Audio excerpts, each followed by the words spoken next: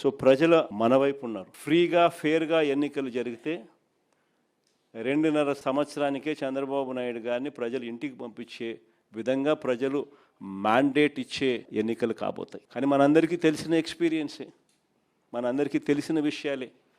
చంద్రబాబు నాయుడు ఫ్రీగా ఫేర్గా ఎన్నికలు జరగనివ్వడు అని చెప్పి, ఇవన్నీ మనందరికీ తెలిసిన విషయాలే.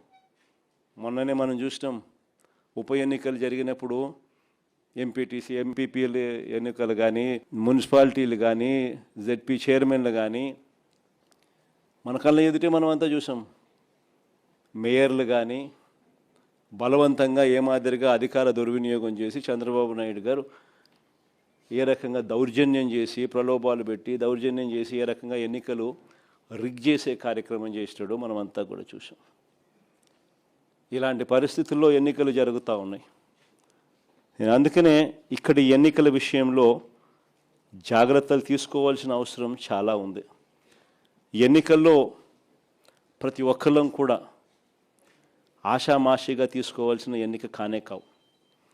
ఎక్కడైనా ఏ కాన్స్టిట్యున్సీలో అయినా కూడా ప్రతి ఒక్కరూ గుర్తుపెట్టుకోవాల్సింది ఏంటంటే, కార్యకర్తల కోసం మనం నిలబడే ఎన్నిక ఈ ఎన్నికలు అనేది ప్రతి ఒక్కరూ గుర్తుపెట్టుకోవాలి.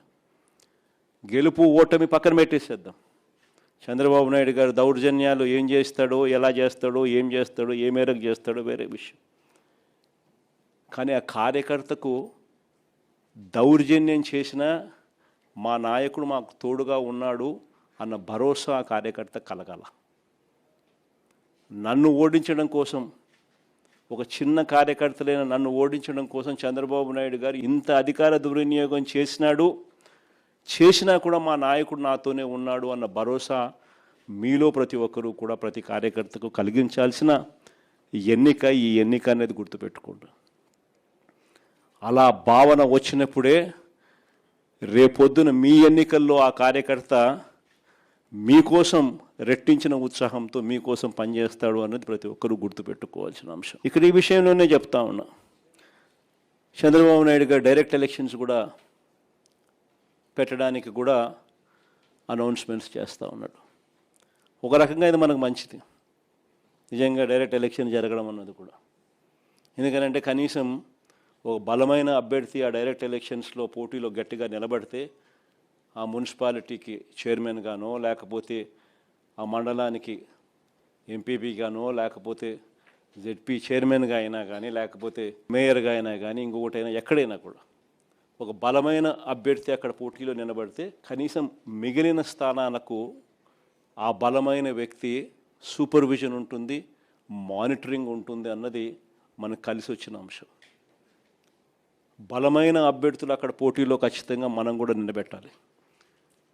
మున్సిపాలిటీలకు కానీ డైరెక్ట్ ఎలక్షన్స్ కాబట్టి ఆ మండలానికి కానీ బలమైన క్యాండిడేట్ను మనం తీసుకొని వచ్చి పెట్టాలి.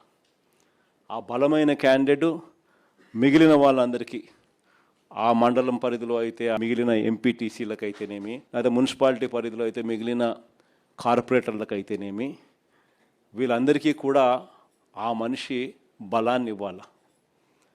ఆ మనిషి సూపర్విజన్ చేయాలి.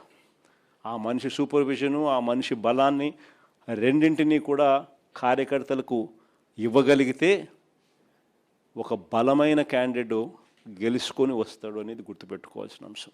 ఈ ఎన్నికల్లో మనం గెలిపించుకునేది మన కార్యకర్తలను. ఈ ఎన్నికలు జరగాల్సింది ఆ కార్యకర్తలకు భరోసా ఇచ్చే విధంగా జరగాలి. ప్రజల వాయిస్ వినిపించే విధంగా ప్రజలకు మనం తోడుగా నిలబడగలగాలి.